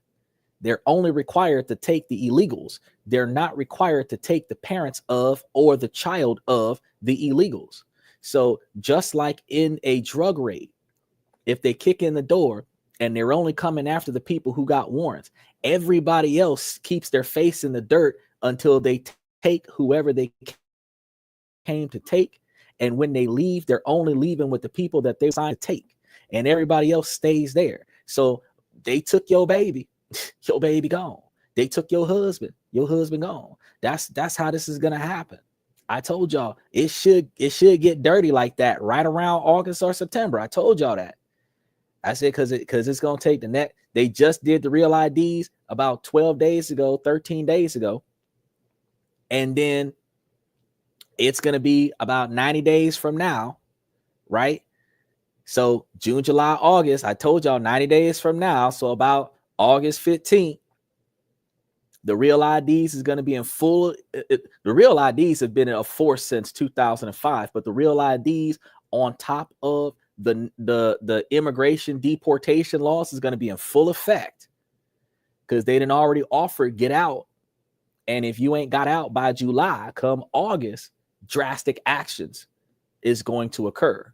In this habeas corpus situation, martial law, he's already, you got to understand what he just did, because he already signed an executive order putting military forces on the police force to deport the illegal immigrants. So you're not always going to be talking to a man in uniform that came out of police academy like those guys off of Reno 911, and they just out there doing the best they can. You're going to be getting some folks that came out of Afghanistan. You understand me? And you didn't put them in some blues, and now they out there with AK-47s ain't taking no shit. You understand me? You think that you gonna talk back to them because they care about their job. They don't give a fuck about their job. They're on assignment. The only thing that they're not gonna tell you what the law is. They're not gonna tell you what your rights are. They're gonna tell you 3 words that you are going to regret hearing. I have orders. That's it. That's it. Whatever follows those 3 words, you ain't got no choice, because by hook or by crook, by voluntary or forcible action, I have orders to come get you. I'm coming to get you. I have orders to take that child with me. I have orders to take that man with me. I have orders to take your parents with me. That is it. That is all those people are going to care about when they come to your house. And they not going to come to your house like the day-to-day police officers that y'all be talking to in the streets, 1 or 2 of them, and it take 30 minutes of them standing in your doorway before 5 or 7 more show up. That is not how this is going to work out. You're going to have 1 with a pistol and 13 with assault rifles. And the 1 with the pistol is going to be doing all the talking. And the 13 with assault rifles is going to have lasers pointed at your chest. And if the person with the pistol don't give them the instruction to stand down, you will have more Swiss cheese in your chest than Chris Brown. And no, not Chris Brown, Trayvon Martin. I'm gonna go down that road, y'all. I know it's dark. I know it's dark humor, but I'm gonna go down that road. Y'all gonna get got. Y'all gonna be holding a cell phone and some goddamn Skittles, and y'all gonna be pumped full of lead because I have orders to come and get X, Y, and Z, A, B, and C, who that said that out of that house. That's what's gonna end up happening. And we talk about August, September, October. It's gonna get rough. It's gonna get rough. Because Donald Trump is not the kind of person that stands down on something that he really wants to accomplish. I'm not going to call the man a racist. I'm not going to validate the Republican agenda. I'm going to tell you, based on what I've understood with his decision-making strategies, if he wants something done, he will do whatever he can beyond the limitations of the law to accomplish that by any means necessary. And the American citizens that we have in this country that do not have as much decorum and self-control as others are going to act radically and irrationally. And as soon as they are given the green light to misbehave, Trump don't have to tell folks to act reckless. All you need is the right habeas corpus law and the right waiver of consequence, and you have a purge environment. It is what it is. One lawless hour. He said that during his campaign trail.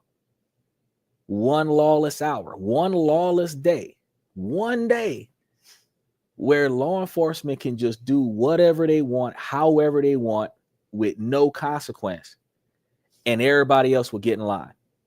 That's what he said. Now, as those are being built for that particular type of hypothetical situation, a lot of people, blackouts and black sites. That's what we're looking at. Blackouts and black sites. That's exactly where we're headed right now. Because there's a camera on every traffic camera, every street light, every light pole. Y'all think that the white ones are out there taking license plates.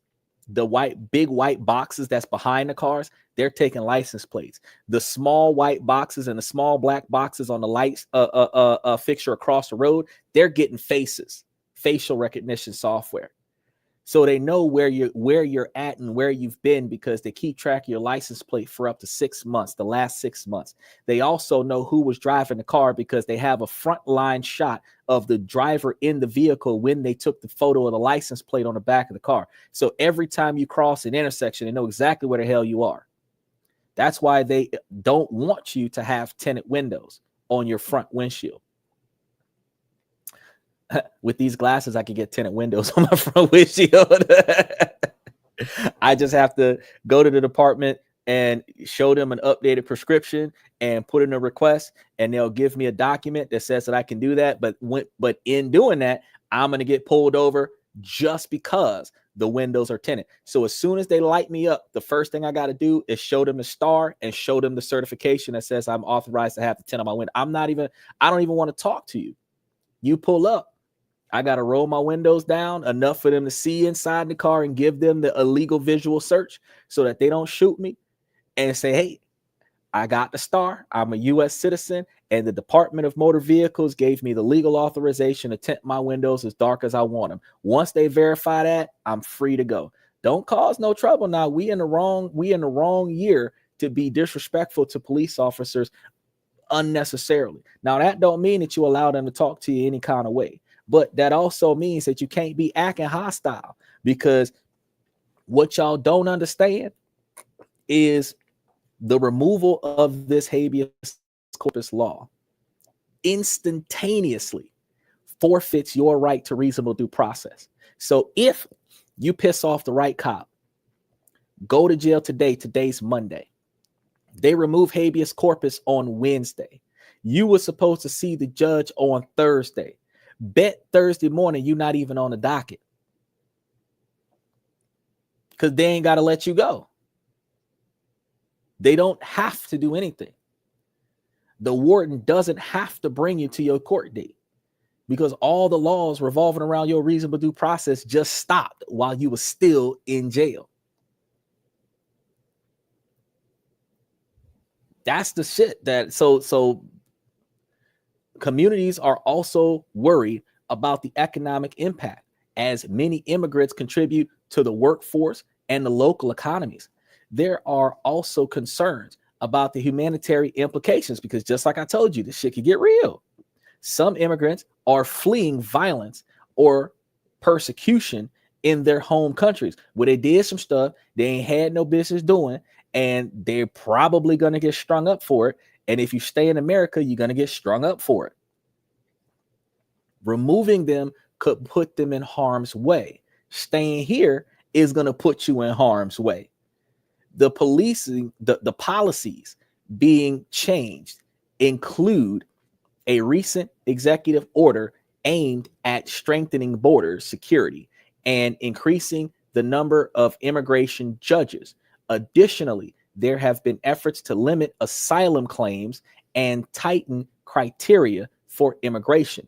Another aspect is the discussion around DACA, the Deferred Action for Childhood Arrivals program, which Trump has sought to end.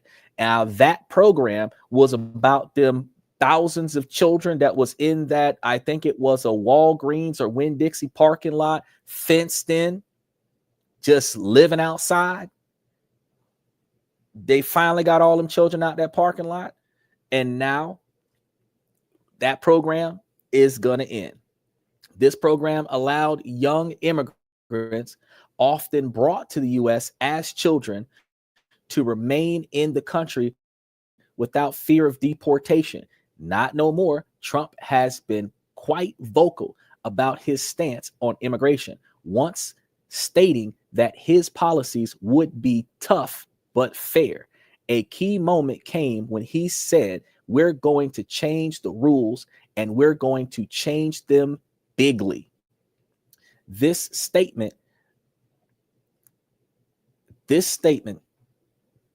encapsulates his approach to dealing with what he sees as a crisis at the border. However, critics argue that his methods are too harsh and fail to account for the complexities of immigration. In a recent speech, Trump emphasizes, DOCA. DOCA. Oh, I'm going to give it to you.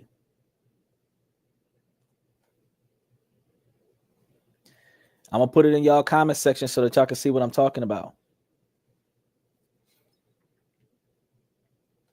Hey, give me a second. I'm going to throw it over here for those of you that are watching us over on Twitter side as well.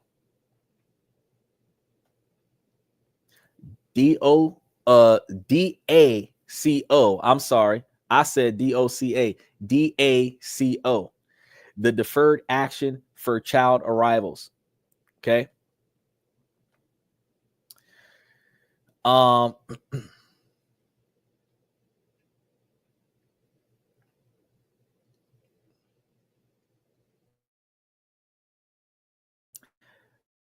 critics that argued his methods are too harsh and fail to account for the complexities of the immigration, where in a recent speech, Trump emphasized that his goal is to protect American citizens while also addressing the humanitarian aspects of immigration. I can tell you, if he modifies the habeas corpus law to not include illegal immigration, he would be protecting U.S. citizens. If he modified the habeas corpus law to only include documented U.S. citizens and documented U.S. immigrant citizens, residents, that would protect Americans. But if he does away with habeas corpus at all for 3, 6, 9 months, bro, I'm not leaving the house unless I'm hopping a plane, leaving the country until it's over, and then coming back, where I would have my passport, I would have my plane ticket, and my date of departure will be the date he says that it's about to go down, and my date of return would be a week after it's supposed to stop. Because I do not want to be at Walmart and get snatched up at the self-checkout. Me and Day Day being shipped off. I'm not trying to have it. Be out there like Eddie Griffin and Martin Lawrence off Life, just being thrown out the country. But for many, the question remains whether these measures, look, you know what I'm talking about, Bayside. You know what I'm talking about, because we'll be the ones that be at the liquor store trying to get us a refill, right? Refill. And then just as shoot, and we done walked out the liquor store, we got our little 40. We got, some of us got our little zip, we got our little, zigzags and whatnot, right? Now, I don't smoke, but I know some folks who do. They done burned theirs, especially if you in California and they ain't got no weed laws out there. So they done burn theirs. They sip it on they sip, and then all of a sudden, some dude who failed police academy 5 times decide to come up there and be an asshole, and that's gonna be the day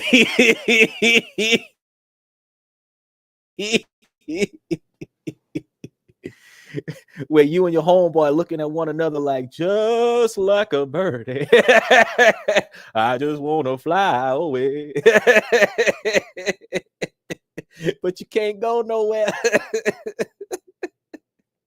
because you don't exist no more. It's gonna be season 11 of Blacklist.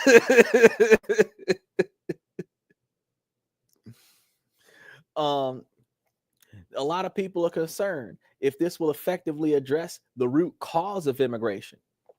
I don't think it's going to affect the root cause of the immigration problem. I think it's going to affect the root cause of the overpopulation of illegal immigrants. Bayside says, Super Cop, I love me some cherry pie. The schnozberries taste like schnozberries.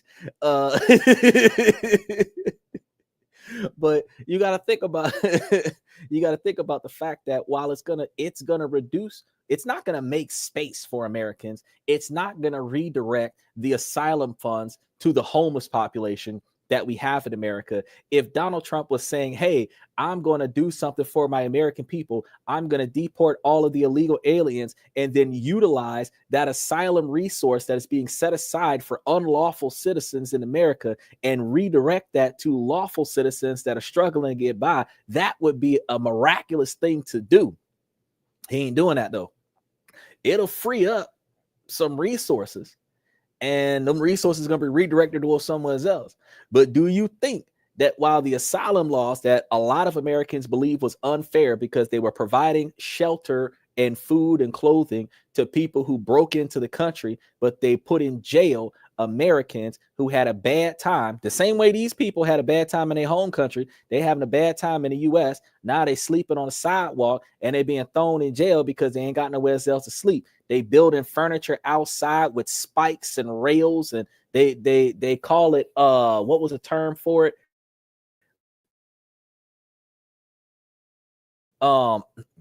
Harsh architecture, I think it's what it was called. It's the kind of architecture where you can't get comfortable on it. It's to prevent people from sleeping there. But you got to understand, homeless people ain't got nowhere to sleep. They'll sleep standing up. So if you build a bench that is slanted where they can lean back on that bench and lock their knees and take their ass to sleep, motherfuckers will sleep anywhere because they ain't got nowhere else to go. So if they took the asylum resources and put it towards a homeless population, we'd have less homeless people sleeping outside more often than not. If we took the asylum resources and got the homeless people jobs, we'd have less unemployed Americans sleeping on the sidewalk, blaming the country for not being able to get themselves a job. They got a grant for that, so businesses that hire homeless people can claim that on a scenario and get money, thousands upon thousands of dollars for providing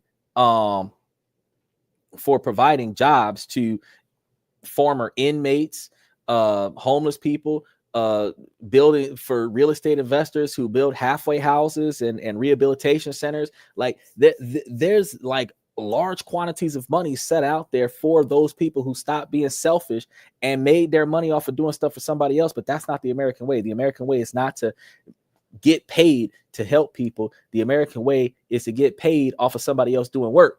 That's why the South wanted to stay as a free labor workforce. Look, and I'm gonna say that as a Black American, it was about a free labor workforce. It wasn't about inhumane behavior.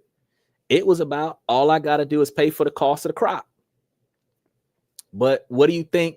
What do you think minimum wage is? Minimum wage and volunteering and unpaid internships, free slavery, y'all. It's voluntary slavery, y'all, because you paid just enough money to live. The master gave you just enough money to live, so you take your ass back to work. You ain't got enough money come up. You ain't got enough money to get by. You got just enough money not to die and bring your ass back to work. So living wage is fair wage. Minimum wage is the least amount of money that you can give a slave to get out there and go get it done so that they can take care of themselves enough to come back out there and do it again. Now, Bayside said they're playing classical music all night in homeless in camps as bro, they doing more than that, bro. They not just playing classical music. Some of them, they got rock music out there. They got people, they got torturous behavior out there. They got people who be putting up tents, and what they'll do is they'll let them set up they camp, and they'll have like a place called Tent City. And then while the homeless people got comfortable, they leaving their stuff on that property. Then somebody will come over to that property, mow down everything. Then when the people come back, ain't nothing left on that field. All their stuff is gone. Now they got to start over all over again. And it is hard to get your ID back when you ain't got no damn ID. Oh, let me just talk about that real quick, because that's going to be another situation. You know, you got to have an ID with a star on it. You homeless, you ain't got no ID. You ain't got no money to get no ID. And it's already after May 7th. Now they're going to fuck with you because you ain't got no place to live and you don't have proof of citizenship. That's going to put you in a guaranteed lockdown situation that you can't get yourself out of because you can't prove who you supposed to be. So how these folks going to ever come up from a bad spot if they don't never have a handout? And I don't like giving people handouts all the time, but even Jesus gave the folks a fish and a piece of bread one time. Damn.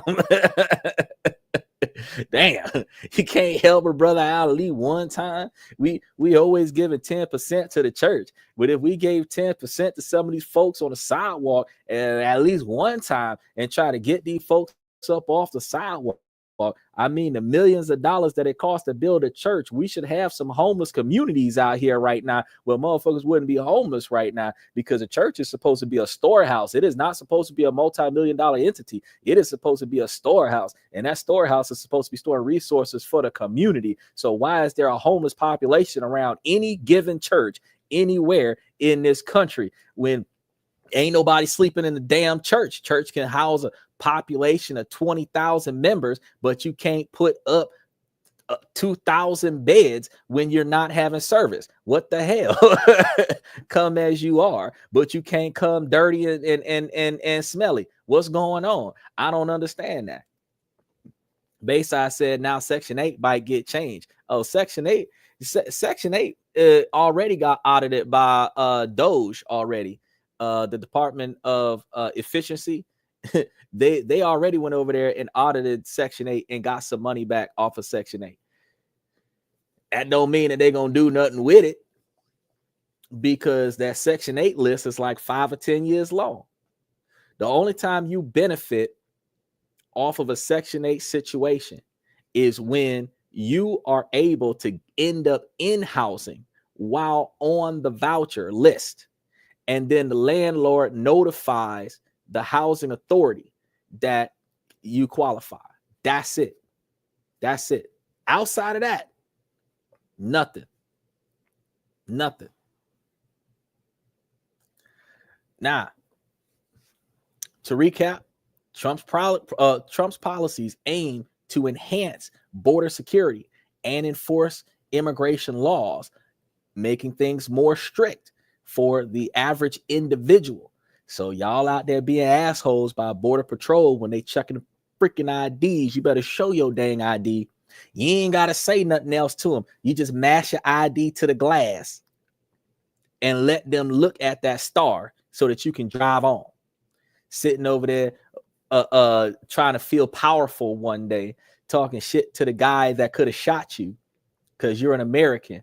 You know, that's a good American test, because that's the dumbest shit that anybody should ever do. You walking up to a military checkpoint where they're supposed to apprehend, detain, search, shoot non-American individuals. They got orders. Remember, I told you 3 words out orders.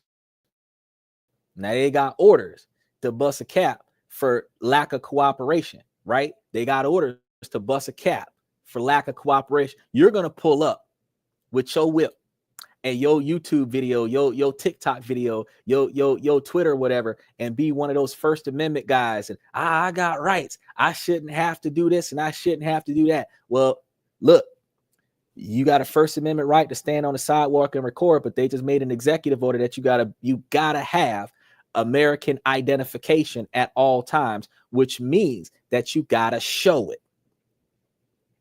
So, yes, under the stop and ID law, you don't have to show them your ID, but under the executive order, every engagement requires you to show your ID, because while they're on a hunt for illegal immigrants, you have to make sure it's not law, it's your safety that requires you to show them that you are a U.S. citizen before you start talking reckless. Because as long as they assume that you are not an American, you could be Irish white, you could be Jewish gold, it don't matter. If you are assumed to be non-American, you could be like 3rd generation Rockefeller, you could be 4th generation Kennedy. Like, we just know that that's white American names right there, and that don't change the fact that they will treat you like Martin Luther King Jr., and you will find yourself Rodney King in the back of a vehicle, okay, and George Floyd by the end of the week if you don't cooperate, okay? So y'all need to make sure that don't leave your house without your ID. Let me tell you something else. I'm going to tell y'all something else. This is a life hack. This is a life hack. You are required to have one ID. You pay extra money for a replacement ID before your ID gets renewed. For shits and giggles, and for safety protocols, and for the unexpected bullshit when a jackass runs off with your ID, why not, even though you already have your ID, why not just go down to the DMV this week, leave your ID in the car, lie to them and tell them that you lost your ID, and buy a second copy of your damn ID. Then you got your driver's license, and your passport card. Because if that son bitch take your shit, you still got one. So you can hand the cop the one at the traffic stop. I appreciate you, Bayside. He says, Xander, I got to check out, but thanks for the intro. Look forward to the next one, brother. Oh, definitely. We're going to be here tomorrow talking about different ways to invest and improve. So I look forward to seeing you tomorrow, brother. But if you've got 2 driver's licenses and you give the cop one, he can go to his car and be a dick all day long. If you are free to leave, he ain't got to give you your driver's license back because you already got one in your car. And you got your passport card. So he ain't got to hold you hostage for the card that's in his hand. And another thing, if you got it and your license is suspended and they run off with your first one with a verbal warning, if they come and get you with the second one, you still got one and you can pretend like that verbal warning didn't exist if they didn't document it. Another life hack. If you keep more than one, if they run off with one, if somebody rob you, like I told y'all earlier about the dummy wallet, and they rob you, and you still got a license somewhere else, you ain't even got to waste your time going to get another license. There's more than one reason why you can go and buy you an extra one. The law requires you to only have one legitimate identification card for a driver's license. So it's supposed to be your current state, primary state of address, but it does not say that you cannot have multiple copies of it. It just has to be the same damn ID card. The difference between the two is the one with the most recent issue date is the most valid. The one that isn't expired is the most valid. But if you've got two driver's licenses issued from the same Department of Motor Vehicles in the same city, in the same state, with the exact same name, address, and all this other stuff on it, it is not illegal to have 3 copies of your driver's license in your vehicle, on your person, in your, because you're not breaking any laws. If they take one, you still got the same exact card. You got another copy of it. So just take the time to go spend $25, $40 and say, hey, I lost mine, and get you another one. That way you got 2. You feel me? Because nobody is legally allowed to take your license outside of the police or the military. Then you won't have situations where if you lost it or forgot it, that for that brief period of time between the time that you misplaced it and the time that you recover another one, that you don't have one. That is the most important reason why I'm telling you to do this, is because if you travel, you keep one in your luggage, you keep one in your pocket. If you travel, you keep one in your car, you keep one on your person. If the one that was on your person come up missing, just go back to your car.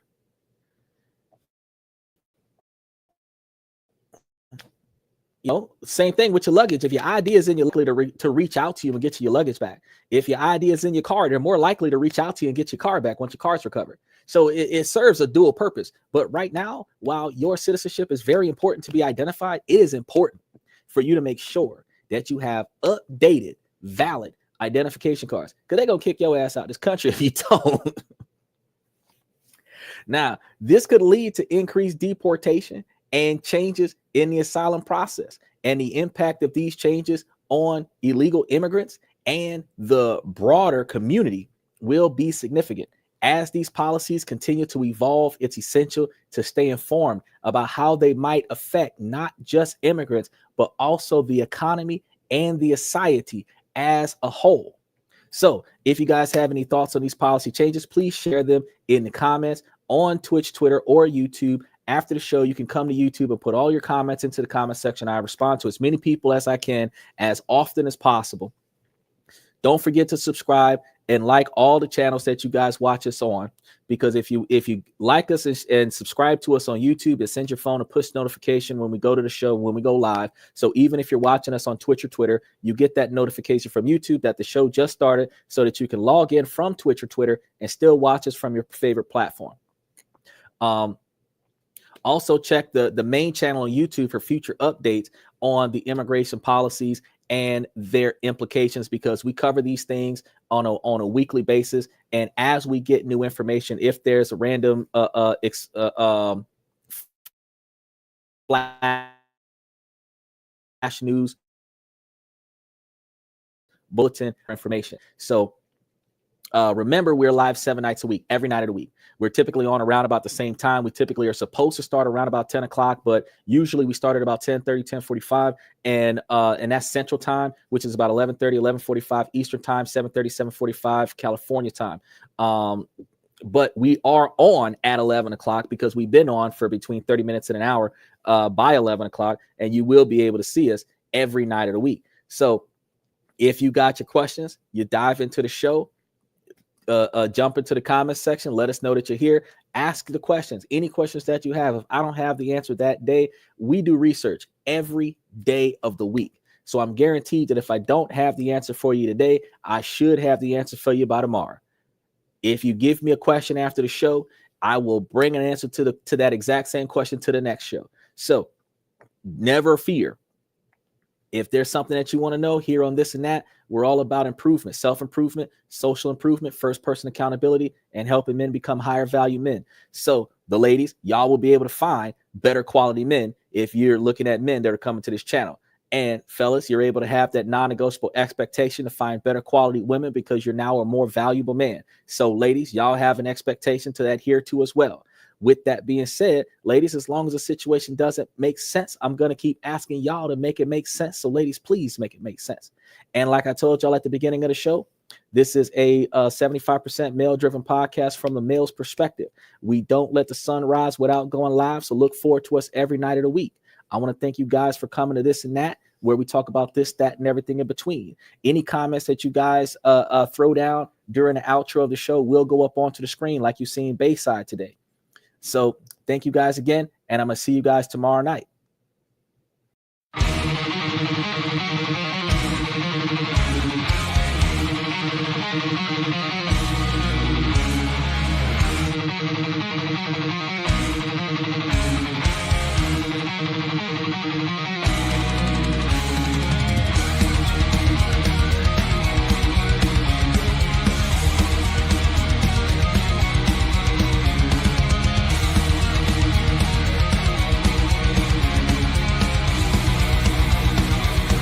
Higher ground.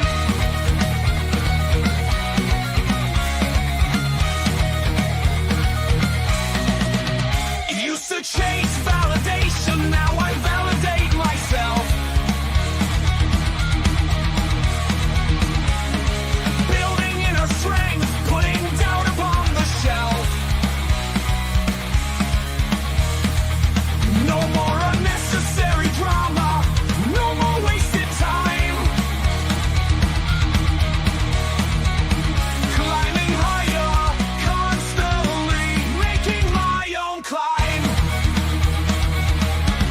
Standing on higher ground where excellence is found. My potential knows no bounds, raising the bar, breaking ground.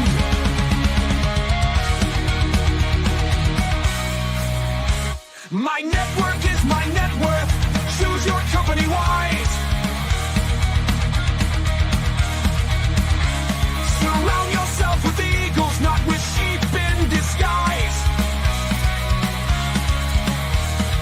Every interaction is a reflection of my brand. Quality over quantity, that's my personal command. I'm not landing on higher ground where excellence is found. My potential knows no bounds, raising the bar, breaking ground.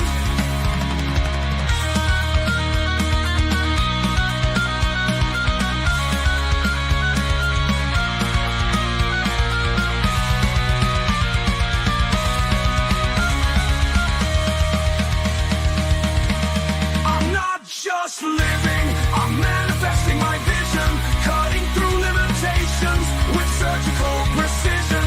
My expectations are my compass, my respect is my shield to mediocrity and chaos.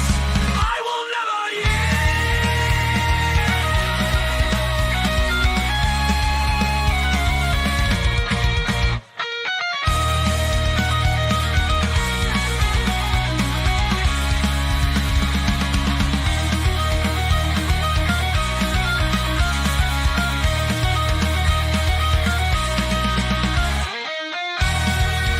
I'm not just living, I'm manifesting my vision, cutting through limitations with surgical precision. My expectations are my compass, my respect is my shield to mediocrity and chaos.